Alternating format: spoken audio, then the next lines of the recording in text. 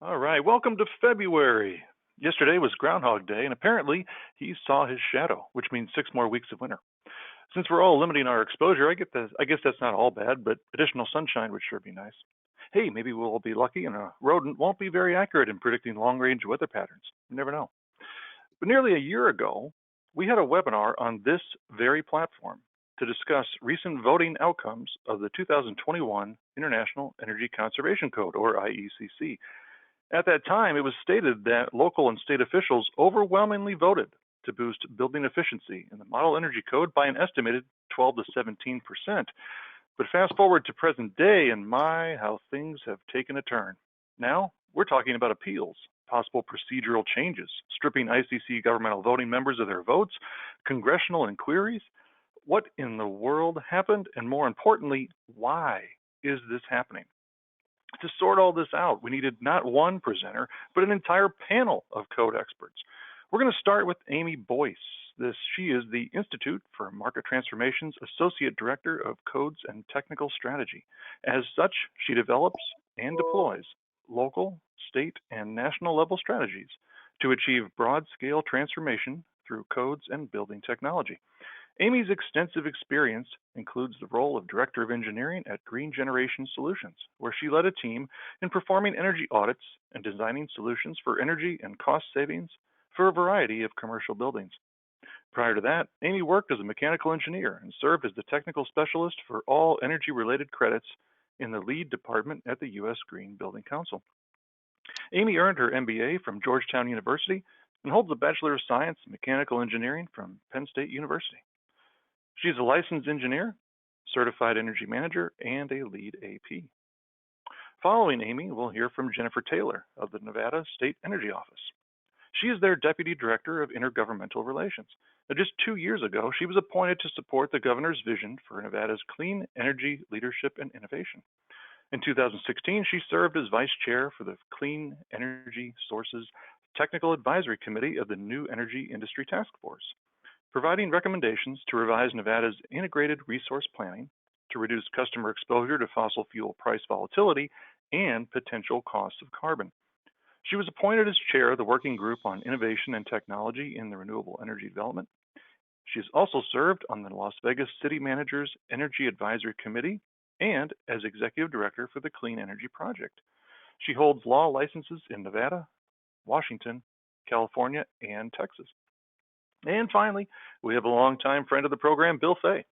Since 2007, he has led the Energy Efficient Codes Coalition, which has united a unique support base from government, environmental groups, businesses, low-income housing and consumer groups, manufacturers, utilities, and labor to advance the development and adoption of building energy codes that put America on a glide path to net zero energy by 2050. Now, I wanted to mention our sponsor today, PowerShift by NV Energy. It's a program that helps residential and business customers conserve energy and save money on their power bills. PowerShift is a one-stop resource to find energy-efficient products and services. For more information, please visit nvenergy.com/PowerShift. During the course of today's presentation, you are welcome to submit questions for our guests. Simply use the questions box on the right side of your screen. I'll review those questions and pose them to Amy, Jen, and Bill during the Q&A time set aside after the presentations. Making her debut on the webinar series is Amy Boyce, so please give her a warm welcome. Amy? Thank you, Mike. Good afternoon, everyone. I'd like to begin today's program, which will be divided into 2 parts, with the first part providing a little background on the ICC's proposal to make the IECC a standard. But first, a little bit more about who we are. Mike provided some background along with Bill Fay, who has been part of the Energy Efficient Codes Coalition since 2007, when it started under the Alliance to Save Energy. It was recently brought under the wing of the Institute for Market Transformation in June of 2020.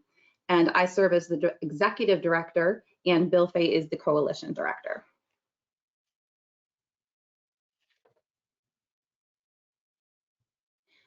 So, for a little background, The proposed changes to the IECC, sorry, so many acronyms.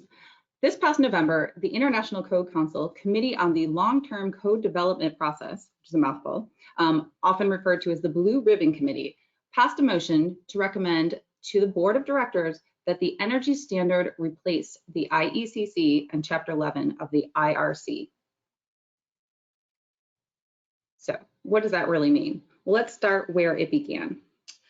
At the end of September 2020, the Appeals Board submitted their final recommendations on the appeals that were filed contesting several provisions of the 2021 IECC. As a result of the appeals process, the Appeals Board, backed by the BOD, recommended that an energy standard replace the IECC in Chapter 11 of the IRC. The recommendation was then taken up by the aforementioned Blue Ribbon Committee.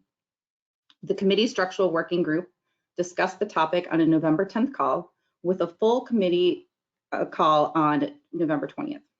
At that time, they voted to recommend that the Code Council Board eliminate the IECC and replace it with the standard, but no additional details on the standard were provided at that time. The ICC announced on December 18th that a public comment period would be open until January 11th, with verbal testimony accepted at the Board of Directors meeting on January 21st. At that meeting, the board indicated that a decision would be made in about a month.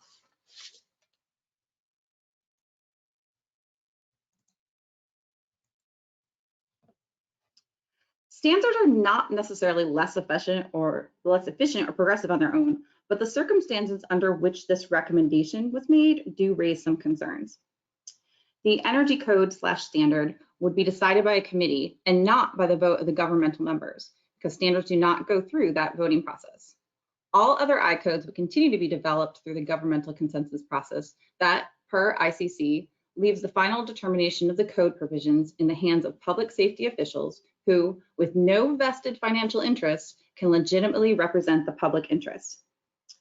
ICC has stated that because this is an ANSI standard, the committee will be, as a result, fair and balanced. However, the only current requirements regarding committee makeup are that no more than 1/3 of the members consist of any one member category. 9 separate categories exist, but there is no requirement that they all represented. Additionally, the board picks the committee members directly. While some governmental members could be on the committee, this does represent a dramatic shift in decision-making away from the GMs. Also, while the potential standard is often compared to ASHRAE 90.1, 90.1 has a set schedule and a public commitment to progress and efficiency, which is not the case, at least so far, with this standard. Additionally, no commitment has been made to prevent energy rollbacks.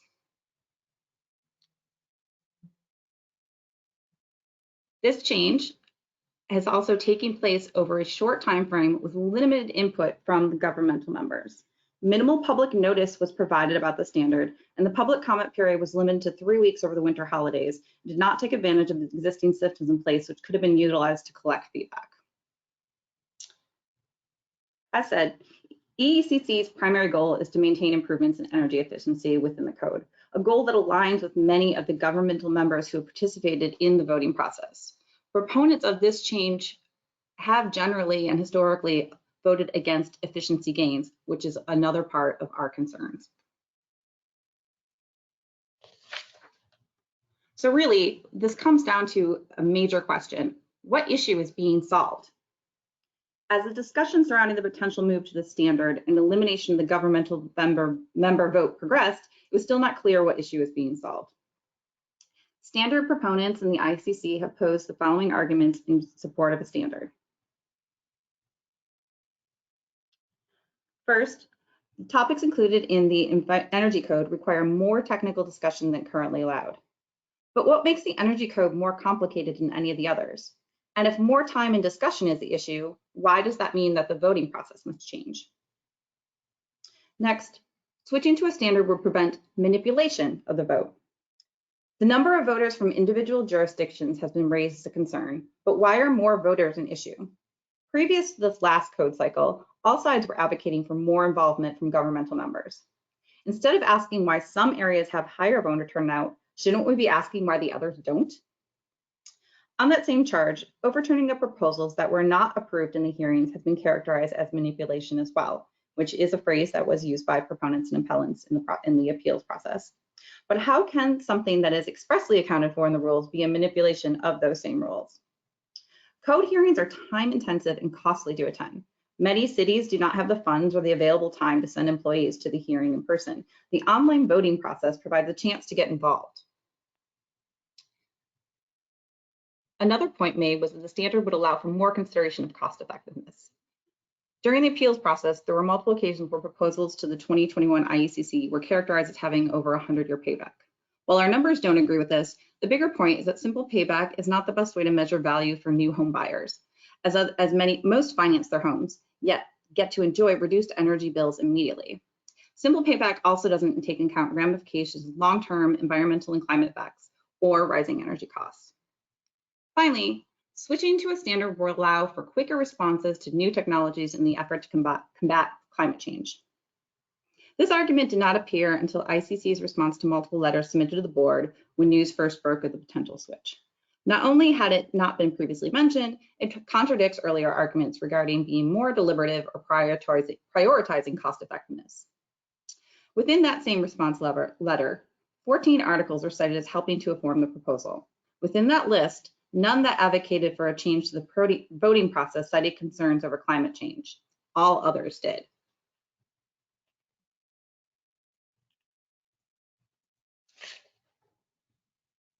If there is a true desire to be responsive to climate change, the governmental members have demonstrated their continued leadership on the issue.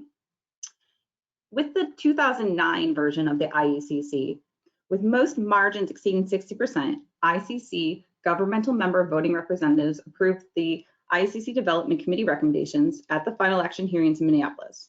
The support, unfortunately, did not exceed the 2/3 majority required to overturn some committee recommendations. As a follow-up, the GMVRs closed the equipment trade-off loophole in the residential chapter. DOE did not estimate savings in the determination, but subsequent ICF international analysis estimated that about a 6% greater energy 6% greater energy savings per home constructed. The 2012 IECC, GMVRs approved DOE package proposals and pro-efficiency recommendations at the final action hearings in Charlotte. They achieved a 2/3 majority required to overturn all anti-efficiency recommendations of IRC Energy Development Committee, including RE4, which replaced IRC Chapter 11 with a requirement to meet IECC Residential Chapter 4. In 2015 and 2018, during both of these code cycles, while a majority of the GMVRs defeated all rollback and trade-off proposals and voted in favor of pro-efficiency residential measures, they could not achieve the in-person or in-line 2/3 majority needed to overturn REC disapproval recommendations. GMVRs defeated all rollback and trade-off proposals and adopted a number of pro-efficiency proposals recommended for approval by the Commercial Energy Committee. As noted, this is right after there was a switch to more industry influence within the voting, or within the development. Finally, the 2021 IECC achieved historic online voter turnout sufficient to approve all pro-efficiency proposals, including over 20 proposals recommended for disapproval by the residential and commercial energy committees. As noted, greater industry influence has resulted in less movement to address climate change, not more.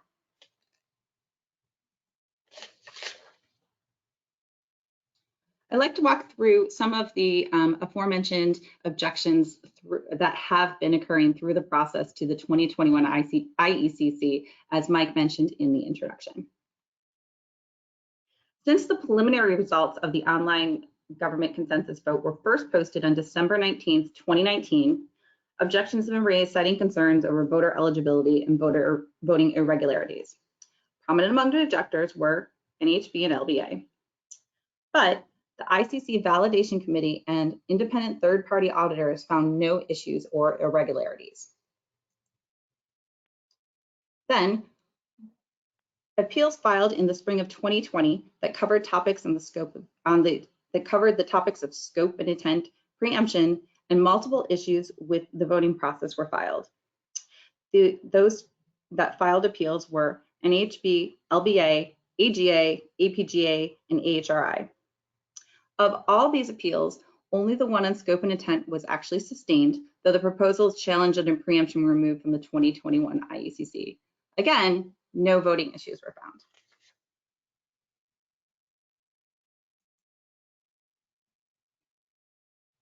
Despite finding no issues, the Appeals Board recommended consideration of replacing the IECC with the standard. The response, especially from governmental members, has been strongly opposed to the change. Of the 200+ written comments on this standard proposal, 75% of the respondents objected to the change. Amongst those who objected were the 19,000 members of the National League of Cities U.S. Conference of Mayors, numerous regional governments, governors, NESCOM, and the U.S. Department of Energy. Of those in favor, over 50% were associated with home builders, with additional support from the gas industry. These three processes have all been targeted towards overturning voter results or eliminating governmental voters from future processes. It should be noted that even though NAHB filed complaints or appeals in both processes, an NAHB member was present both on the validation committee and the appeals board, an apparent conflict of interest. Additionally, the motion to make IECC a standard was put forward by a representative of NAHB.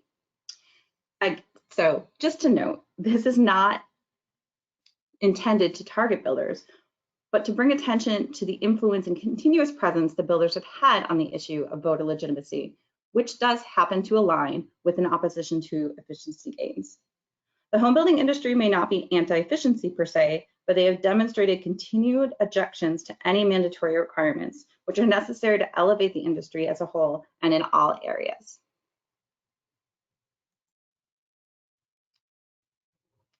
Due to the potential impact of this decision on the future of the Energy Code, on January 19th, the House Committee on Energy and Commerce submitted a letter to the ICC.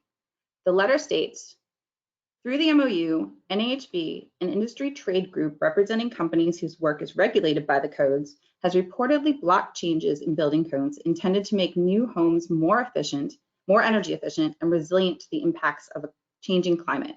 This is particularly concerning because residential efficiency codes play a key role in reducing emissions, with homes reportedly accounting for almost 1/5 of all energy-related carbon dioxide emissions nationwide in 2018. The House Energy and Commerce Committee has requested the following: an explanation of why this decision was made to guarantee these seats, an explanation of any privileges granted to any organization or stakeholders with respect to ICC committee membership, a copy of the Memorandum of Understanding between ICC and NAHB, answers to whether ICC entered into an agreement with another group that affects committee representation or the IECC process, answers as to whether ICC conducted any analysis of how changes to committee composition may impact the development of codes designed to maximize energy efficiency and achieve emissions reductions, and an explanation of the rationale for proposed changes to the code development and voting processes. The ICC issued a response yesterday per the committee's deadline, which is available in ICC's Pulse newsletter online.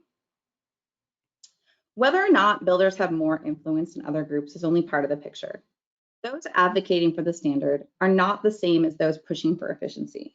If this change is approved, all signs point to less progress in the Energy Code. So next steps and updates. Per recent public statements by ICC Board Chair Greg Wheeler, the ICC Sustainability Membership Committee will be meeting on Monday, February 8th with an open meeting to determine their recommendation to the board. The ICC Board of Directors is likely to decide this standard proposal in their March meeting. Additionally, more details have emerged about the committee makeup, including a proposed 3-year term, membership consisting of 12 to 20 people, and categories grouped into 3 larger categories, of which none will represent more than 1/3.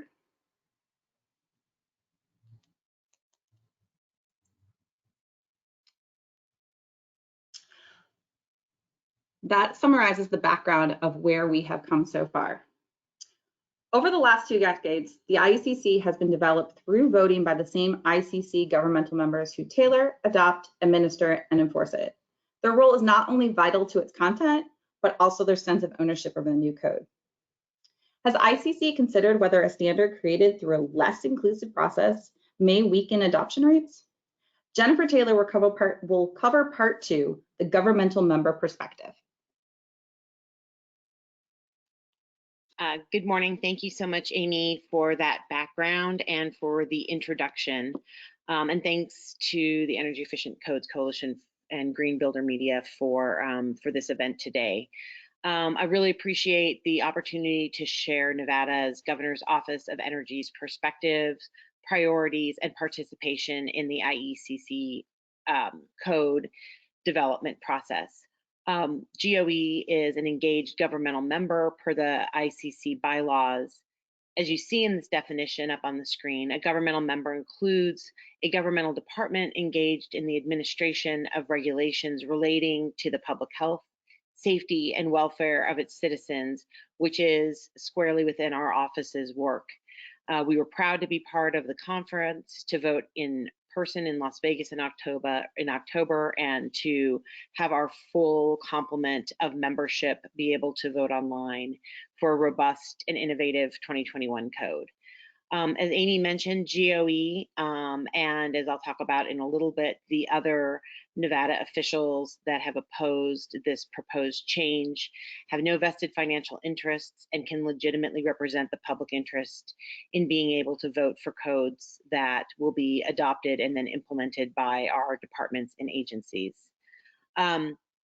Again, in looking at the definition of a governmental member, Nevada feels that this is a way to ensure that governmental voices can be part of the discussion as state and local governments move forward with climate sustainability goals and ways to support overall cost savings and comfort for our residents and our occupants.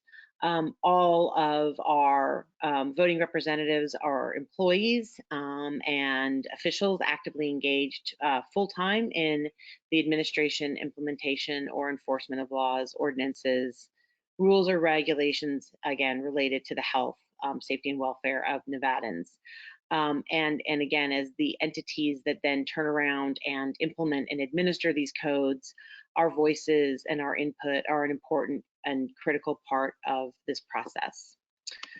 So I want to spend a little bit of time just again talking about the importance of building efficiency. I know that probably everybody on this call knows it, but it bears repeating again as we look at why diverse and robust participation in voting from governmental members is so key to ensuring that the policies and the codes that are established reflect the goals then of those entities that are intended to implement and administer the very same code that is being voted on.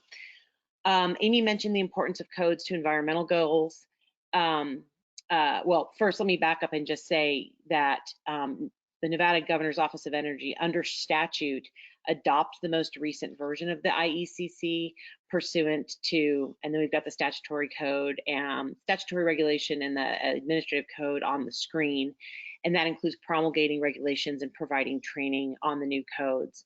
And it also includes a lot of interaction with our local government officials that then are the ones adopt the codes for building and construction in their jurisdictions. So Nevada has set carbon goals, carbon reduction goals, as have many of our local governments. Many of those include many states and local governments nationwide, in addition to Nevada, have included things like energy efficiency targets to ensure that as building stock goes up, it can help lock in those homeowner savings and the energy reduction that can move towards decarbonization goals. Energy costs are cost-effective ways for city and local governments to cut carbon emissions, eliminate energy waste, improve comfort and health for building occupants, and increase the long-time affordability by reducing ongoing energy burdens for owners and renters. Building efficiency is one of the most impactful and cost-effective pathways to carbon reduction, especially as it and the impact from governmental voting members like Nevada resulted in a really incredible increase in updated energy savings in the range of 8 to 14% for residential buildings and 11% for commercial buildings. And what we also know from surveys and reviews of consumers, including a 2013 National Association of Home Builders survey, is that buyers will pay 2 to 3% more for a new home with permanent energy efficiency measures. We also know that as the local governments look to have their carbon reduction goals met, they have really targeted optimizing energy efficiency. If you look at a report entitled Focused Acceleration, a Strategic Approach to Climate Action in Cities to 2030, which was commissioned by the C40 cities, a network of mayors committed to addressing climate changes and that are impacting their cities, we know that to optimize that, energy efficiency needs to be locked in initially because building stock tends to only turn over every 30 to 50 years. And the reason that having model codes and having robust codes, as cited by DOE and EPA, is that when you look cumulatively from 2010 to 2040, model energy codes for residential and commercial buildings are projected to save $126 billion in energy cost savings, 841 MMT of avoided CO2 emissions. Then these savings equate to the annual emissions from 177 million passenger vehicles, 245 coal power plants, and 89 million homes. For perspective, the primary energy consumption of the entire US commercial and residential sectors in 2015 was estimated at 38 quads. US residential and commercial buildings account for a huge percentage of all the energy consumed, and that's consistent here in Nevada when we look at the reports showing that energy consumption for buildings is about 43%. So who benefits from these energy codes that governmental members weigh in on and rely upon to create direction for how their communities are built? Those are consumers and homeowners, like the construction industry, code officials, utilities, and state and local governments. And so again, looking at having those governmental voices is a key piece to ensuring that all of those holistic goals are able to move forward with a robust set of IECC policies. So a little background on what GOE did. We did participate in the 2021 IECC development process through attendance at the public comment hearings, again, back in October of 2019. I can't believe that like all of 2020 went by and it was 2019 that we were there. And we cast in-person votes. We had the opportunity to listen. In addition to the research we did before attending those public comment hearings, we had the opportunity to listen to all of the input, arguments, rebuttals, support and opposition on each of the items we voted on. But sending a complete contingent of our governmental voting members to over a week of code hearings is really, for GOE and most governments, time and cost prohibitive. And so it was really critical that we were able then to take the full opportunity provided by the online governmental consensus vote to let our full 12-member component vote for the policies being proffered. And again, that online consensus process really permitted us to support IECC code changes that would benefit and advance not just Nevada's policy goals, but the policy goals of our local governments. So when Nevada looks at the ICC governmental consensus voting process, we really feel that it provides legitimacy to the IECC. When you look starting at 2009, the 2009 IECC, local, state, and federal officials have boosted residential and commercial efficiency by 43 to 46% and 38% over those 2006 IECC levels. And again, when you look back at what are increasingly state and local goals for sustainability and carbon reduction, it's really important to know that the building stock going up is going to do the most to help governments meet those goals.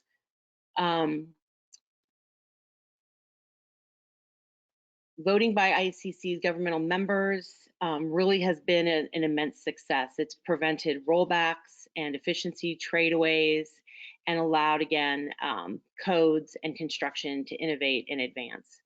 The IECC affects far more policy benefits than each single building's reduction in energy bills for owners and occupants.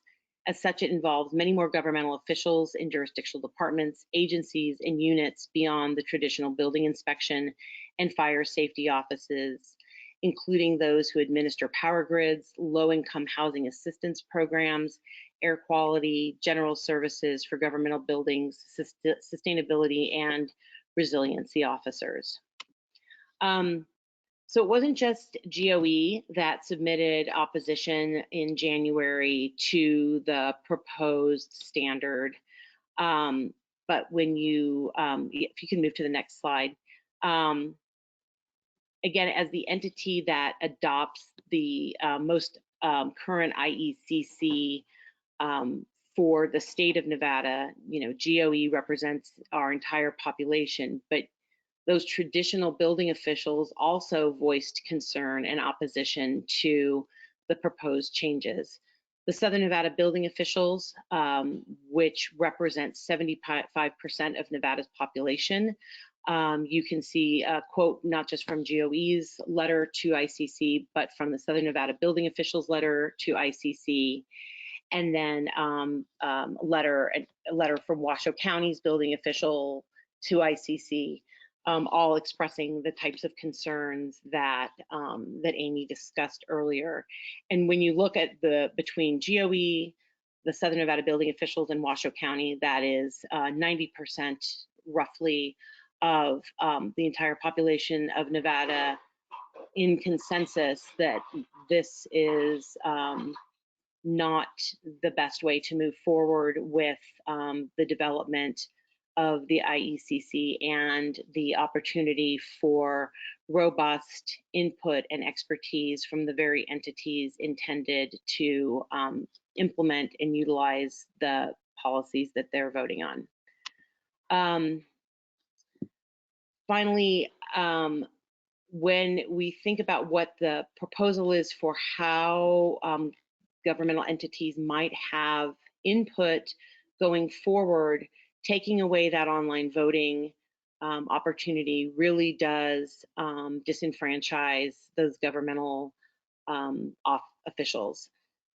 The idea of having a committee, a small committee with maybe 2 to 3 seats versus 672 potential governmental voting members from 56 states and territories, 56 potential statewide energy offices, really does a disservice to the opportunity for input from each state's unique energy profile, energy needs, and perspective. Ever since the first IECC in 1997, state energy offices have played a decisive role in the efficiency gains achieved through the 2021 IECC. During the development of the 2012 IECC in Charlotte, there were approximately 51 governmental member voting representatives who voted in person while attending a concurrent DOE meeting. But it was really for the 2018 code cycle that allowed energy offices to give full force to the participation they are allowed to under the governmental voting process. So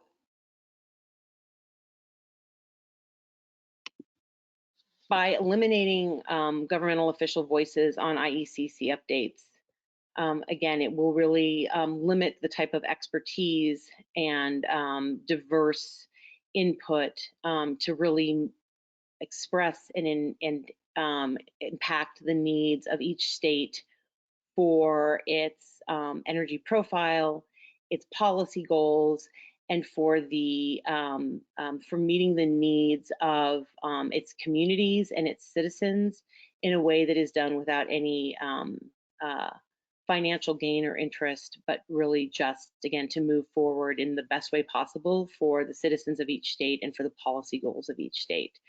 So again, thank you for allowing Nevada to provide a little bit of its perspective on why we felt that it was important for us to be as engaged as we were with the 2021 cycle, and that we feel it is really important to maintain the governmental consensus voting process to ensure that all governmental voices can be represented as they then turn around and potentially take those codes to implement in their communities. And with that, I will pass it back over to Amy.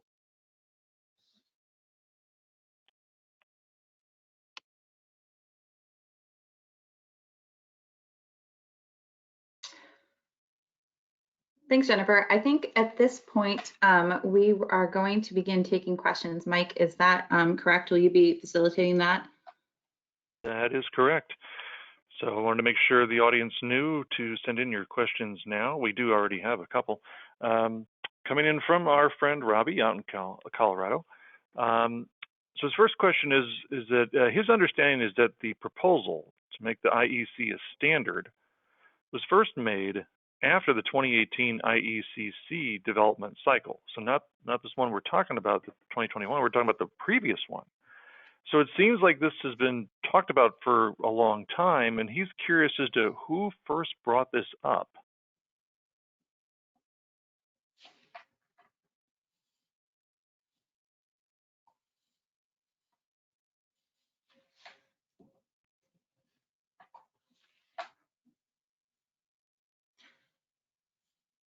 This is Bill Fay. Let me take it. The answer is we don't know.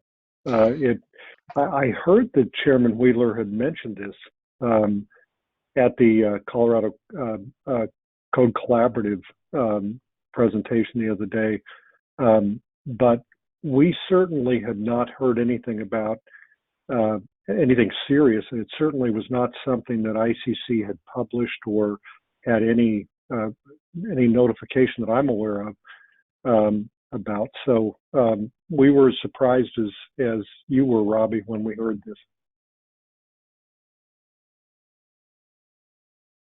Okay. And then Robbie had another question for the panel too. He wanted to know how engaged are the governmental voters.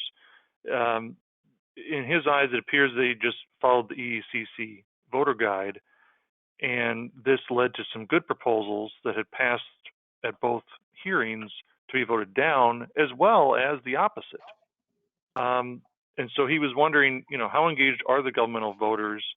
And he'd like to obviously see more engagement by those voters. So is anybody you want to kind of take a stab at how engaged some of the governmental voters are? Obviously, Jen, you work for a state energy office. Can you talk a little bit about, possibly some of your colleagues at other energy offices and how involved they are? Sure. Thanks for the question, Robbie. I know that when we were in Las Vegas, which is where I live, there were other state energy offices that had traveled to be part of the in-person process. I know that from discussions at the sort of organizational level of the National Association of State Energy Officials, there is engagement from some of our colleagues at other states. I can't speak expressly to how much, how many states had their full complement registered and validated, how many states sent people to different regional in-person voting. But I do know that it is something that states care about, and the state energy offices that we regularly work with care about and are engaged with. The other thing I would say, again, back to one of my slides where I mentioned that state energy offices have some of the best expertise on buildings and climate and energy policies. If you look just at sort of the diversity of our office, our director is a former state assemblyman and a former city councilman with an incredible amount of experience in looking at codes and buildings and statutes and regs. I come out of construction defect litigation representing homeowners and subcontractors and developers. And so I felt when I was in October, when I was at the Rio, I felt sort of like I was sitting back in a deposition listening to code terms and discussing provisions and interpretations of codes. And then within our office, our staff are incredibly versed and involved in learning about what codes mean and how they impact our policies and our goals. And so I would expect that you would have that same kind of diversity of expertise and interest at the other state agencies. And again, when we were there, I know that we spent a lot of time with our colleagues in Hawaii, but there were other state offices there as well. The other thing I would point out is that when you look at the impact of this potential ruling on the traditional types of governmental officials, so it wasn't just, it wasn't merely the state energy offices that were opposing in Nevada, but those traditional building code officials that are the ones that have to utilize, adopt, and oversee the building under the new codes. And it was really great to see essentially statewide consensus on opposition to this proposal. So I hope that answered your question, Robbie. Yeah, I would also just like to add on a little bit, if I could. Thank you very much, Jennifer. I think that was an excellent point and an excellent example about, from Nevada. In our experience, these officials and members of the local governments are highly involved. Some of them have their own voting guides. They did not necessarily use ours. And if it happened to be that they, a lot of the votes aligned, well, the votes were, the recommendations were in favor of efficiency. And I think that's really something, and shows that local governments and governmental members are really pushing for greater efficiency in the code, and it's really important to them. We certainly provided, information about, what these proposals mean, and educated individuals on that. But there was no dictating, what to vote. And it's been echoed a lot that, that these people were just voting along the lines. And I think that's really insulting to the governmental members who've really put a lot of time in that and actually really care about the effect of the code. And I think it's important to recognize that they don't have a lot of time, but the time that they had, they made sure that they understood and were able to participate in something that was so important to them. I might want to add one more thing about our voting guide, because I think it's very interesting to note that first of all, we've had a voting guide now since the 2009 IECC back in 2008, but so have a lot of other people. NHB has a voting guide, AIA has a voting guide. It is interesting, at one meeting where I was talking with one of the state energy offices, they said that they did their own voting guide, but it was interesting that they did exactly the same thing we did, which was we have a very broad-based organization, includes environmental groups and NGOs and others, and we have a very simple yardstick to measure each of the proposals. First of all, we usually employ ICF International to evaluate whether or not a code proposal is improves efficiency or weakens efficiency. If it weakens efficiency, we tend to recommend voting against it. If it improves efficiency, a lot of times there are numerous approaches to a particular problem, and we take a look at each one of those and decide on the one that is going to be the most effective, regardless of who the author is. And we have very clear principles on that. And so if you take those that very simple yardstick and apply it to the 200 or 300 proposals that are there, you're going to end up with a nearly identical result. And in fact, one of the states that was brought up was Massachusetts, and the voting that occurred there. They didn't use our voting guide. In the state of Massachusetts, the voting guide was prepared by the Department of Energy Resources, and it was different than our voting guide. But it had a lot of support with Massachusetts. The other thing that we do a little differently than anybody, I'm not sure of anybody that has a voting guide like this, but our voting guide actually states that this document is not intended as a substitute for reviewing and assessing the actual proposals and public comments as published by ICC, and we encourage a full review of the proposals before casting the vote. And so we've always felt that that the voting guide is merely a measurement of whether or not a proposal improves or weakens efficiency. I will tell you that the governmental members really did feel that the slate of proposals that were available to improve efficiency were very good. We had a number of jurisdictions that literally decided that they did their own evaluations before getting together as a group and casting their votes for efficiency as a jurisdiction. And I think that it really was an incredible effort to have so many governmental members at so many different levels of government participating in the IECC. And I think if you take a look at the results, I think they speak for themselves. It was an incredible effort. So we don't agree with all of the things that were done, but we also do believe that it was a very, very strong step forward, particularly for the goals that have been set forth by the mayors, by the state energy offices, and by others who are trying to meet their local and state and national energy and climate goals. And I know I'm just the moderator, but I wanted to also just add one comment that hasn't been brought up yet, and that is there were at some point in this saga allegations of, the wrong people were voting, or, illegitimate votes. And yet an independent third-party audit of all those votes confirmed to the ICC and to everyone that nothing untoward happened. So, it just reinforced that this is truly what the governmental voting members wanted. So I thought, and Mike, you're touching on something that's really critical about the IECC, and that is that the IECC provisions or energy efficiency for buildings affects a lot more than just people living, that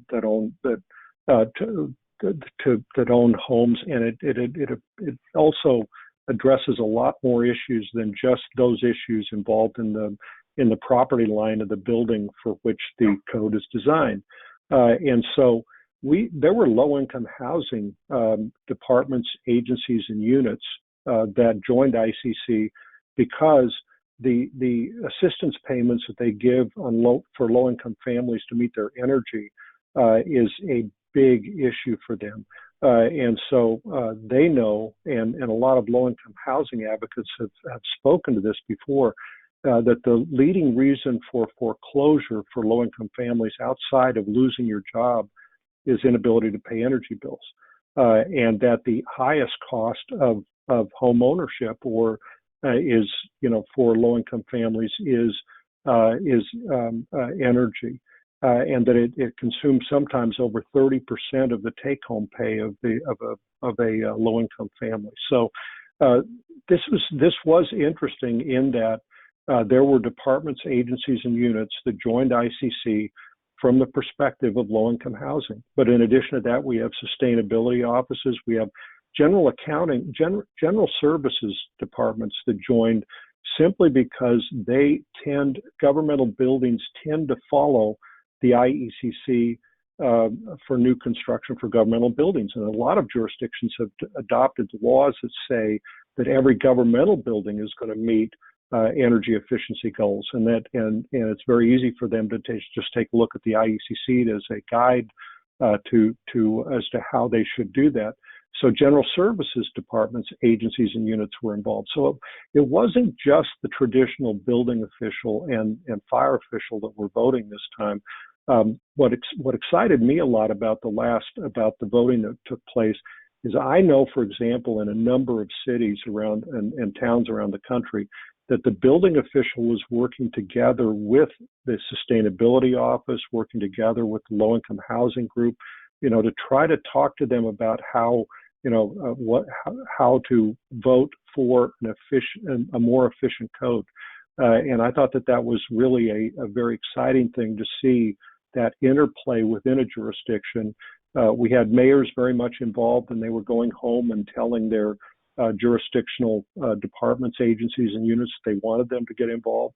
And they wanted them to get involved because they were meeting those jurisdictional goals, policies for energy and climate and economic reasons. Yeah, and if I can just tag on a little bit to what Bill said, I think that one of the important things in looking at who was voting out of the governmental membership roster, the bylaw states anybody who does, any governmental unit, department, or agency that is part of implementation or enforcement of laws, ordinances, rules, or regs relating to public health, safety, and welfare.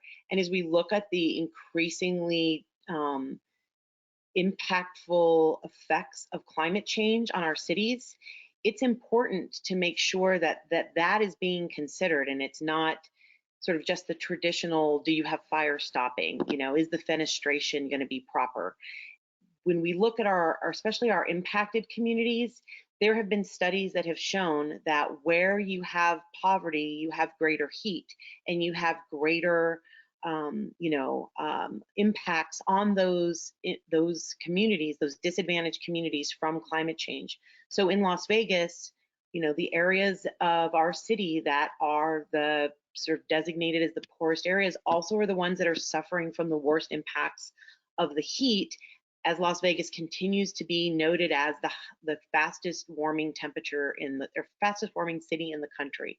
And so all those people that Bill just mentioned, whether it's our, the folks that deal with accounting and costs and operational costs in our government buildings, our low-income housing folks, our sustainability folks, our air quality folks, we are all looking at how regulations of laws, ordinances, and rules impact and relate to the public health, safety, and welfare of our communities, and having a robust code and having good energy efficiency for everybody really accomplishes those goals. So thanks for letting me just add that on.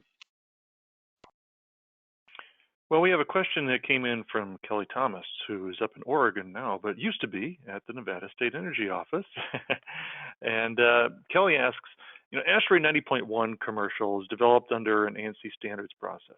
And that standard has been ahead of the IECC, and it might be tied with the 2021 now, maybe. But Oregon adopted the 90.1 2016 in 2019 and is updating to the 90.1 2019 this year.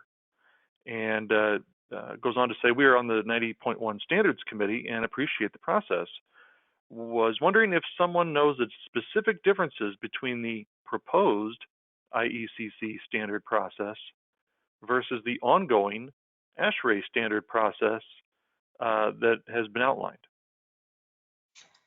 That's an excellent question. So I don't think we do know all the answers yet, which is part of the concerns that were mentioned earlier, that this proposal came out without a lot of details. Since the original proposal, there have been notes about that, the standard would begin with the 2021 IECC as the basis. However, unlike ASHRAE, there isn't a set schedule for significant updates. They do mention continuous maintenance, which would be good, but we don't know. ASHRAE does a major release every 3 years. ASHRAE also has a public commitment to increasing the efficiency of the standard, which is not something that has been put out yet, or I don't know if it will be from ICC. And ICC has also been asked whether there would be a commitment to prevent rollbacks, which has also not been stated. So those things are, it's only a small part of what we know, or that's all we know right now, which is only a small part of what makes up the standard. We do know a little bit, as I mentioned, a small amount about the committee, but again, the concern is that we don't have that information. And I know that from the the board meeting, there were representatives of ASHRAE who spoke and have written in, and they have concerns about competing standards from the commercial side. It's obviously a lot, the IECC references 90.1. A lot of jurisdictions will use that as a path. ASHRAE is concerned with the competing standard, and they actually did mention that they would not be able to provide their materials, the copyrighted materials that they have so far, to the commercial code if this moves to a standard. And this is a very different situation with the residential code, because we're looking at, that 90.2 isn't in the same boat there. And the residential code, though, is the one that's actually the determination is in the official determination from DOE versus 90.1 for commercial. So there's a lot of unknowns, and that's really a big part of the concern, that this may be moving forward without actually knowing what it would be. Okay, thank you for that. And I'll just add on to Amy's answer that, as someone who has submitted some code change proposals in the past and who has gone and testified at hearings, I was initially surprised that there really wasn't a written proposal to this change. Now, in kind of looking and thinking about it, I guess you could make the argument that, okay, the change is we're just moving from a code development process to a standard development process, and that already exists within ICC, so we don't need to write it down. But such a seismic change as this, it just, at the very least, it feels wrong that there's nothing written down, that there aren't really a lot of details to this, to Amy's concerns and point. All right, I'm going to put you all in the hot seat here. We don't dodge questions here at Green Building Media. And Christopher's got quite a question for you all. Does anyone on the panel have a comment about the ICC response letter to the U.S. House Committee on Energy and Commerce issued yesterday? Any of you can take it. I'll bite the bullet. It's probably not going to be the most robust answer, because I just saw that last night and didn't have a lot of time to review that. I will say I appreciate that the ICC provided a thorough response and did provide information regarding their involvement and their involvement with various organizations. They answered all of the questions that were there.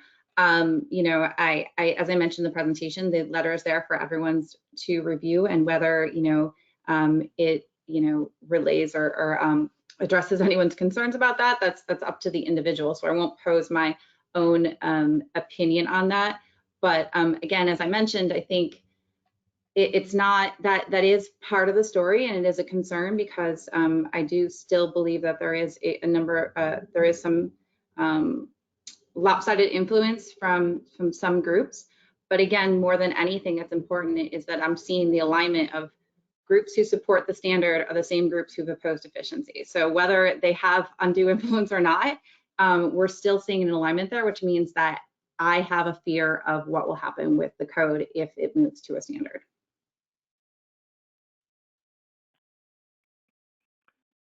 I'm just going to add one brief comment. It's my own little personal opinion, so it doesn't reflect on any of the panelists.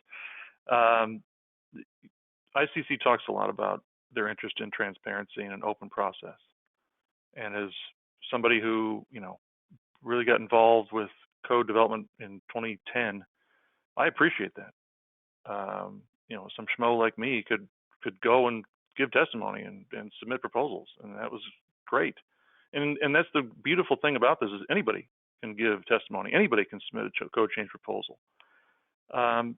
It's just, I guess I'll say that it's unfortunate that it took a letter from Congress to fully flesh out some of the transparency that they claim to have.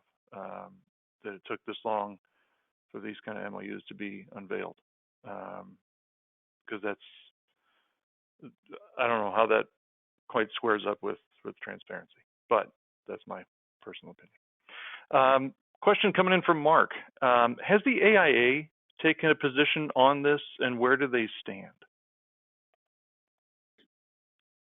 You want me to take that, Amy?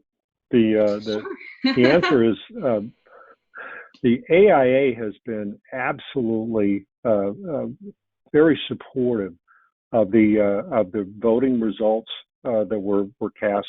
They played a very strong role in the validation effort, and Robert Ivey, the president, sent a very strong letter to the validation committee. I think they did a beautiful job, and it was really important because the opponents of efficiency were arguing that there were twice defeated proposals, and AIA really did explain that, number one, that the development committee does not defeat a proposal; it simply makes a recommendation on it. And then they actually pointed out that the paltry attendance at the public comment hearing, where you sometimes have code proposals that are resolved with votes in the teens, is not a substantive effort. And it was wise of the ICC to recognize that the voting at the public comment hearing was a subset of the overall voting online. And in fact, as it turns out, if you do attend the public comment hearing and you're a governmental member voting representative, you can cast your vote, but it is not, you can change it later on. You can change it all the way up until the point when the online voting closes. And when you do vote in person, your vote is recorded, and you can go online and see how it looks, and then change it later on. And so I think that what AIA provided right off the bat was a very clear answer to that issue of twice defeated proposals when in fact they weren't defeated at all at either level. And then when they throughout the appeals hearing, you heard very strong arguments on their part. AIA has a very strong commitment to climate and has really dedicated the organization to ensuring that buildings are more energy efficient and that they have less of a carbon footprint. And so the organization was very strong, I think, and very vocal on the appeals. And I think they filed objections to all of the appeals on the IECC. And in addition to that, I think they've also been very they provided two different spokespeople at the board hearing, both of whom aggressively opposed the notion of going to a standard. And so their record's pretty clear on this one. They like the governmental consensus process. They think that the governmental consensus process gives, as Jen mentioned earlier, legitimacy to the I codes, all of the I codes, and that their involvement is really important, because what it does is it allows those governmental members the governmental members that are administering and enforcing and facilitating the code and adopting the code to actually help draft it, and that gives them an ownership in the code that I think is important. So AIA has been very strongly supportive of the governmental consensus process for the IECC and for the I codes. All right, last call for questions from the audience. We have one from our good friend Ron Jones, who is attending today. So I'll try and keep his question family friendly. He says the response from ICC is an insult. He's not very happy about the ICC response. It points out that ICC caters to special interests in many of its development efforts. Isn't the real issue here the integrity of the process, which is very much in doubt? I see some heads nodding. Is anybody going to go farther than nodding heads, though?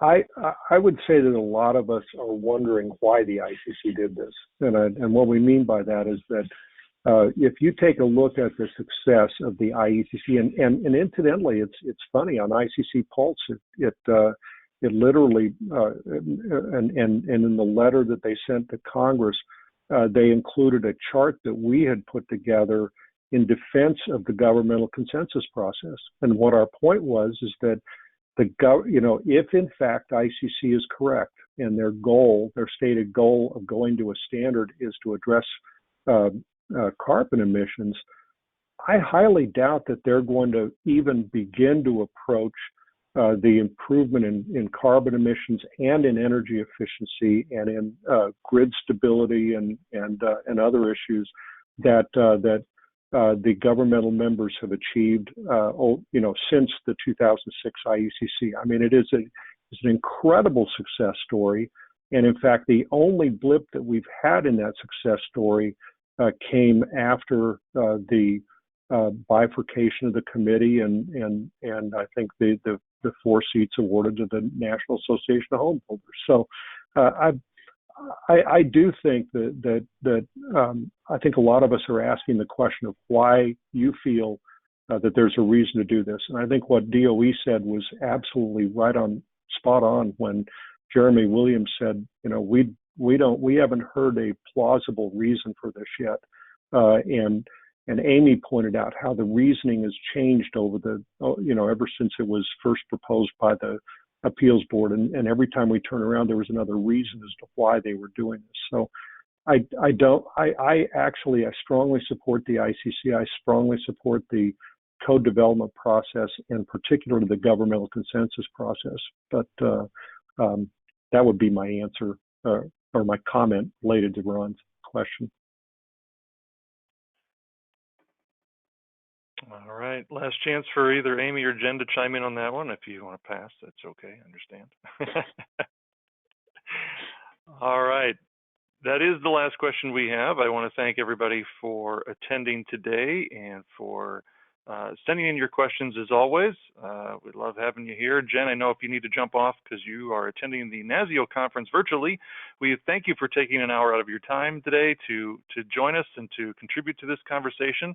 And we thank you, and we'll see you again on here sometime soon, I'm sure. Thanks. Have a great day. All right. Thank you so much to Amy and Bill for joining us today, too.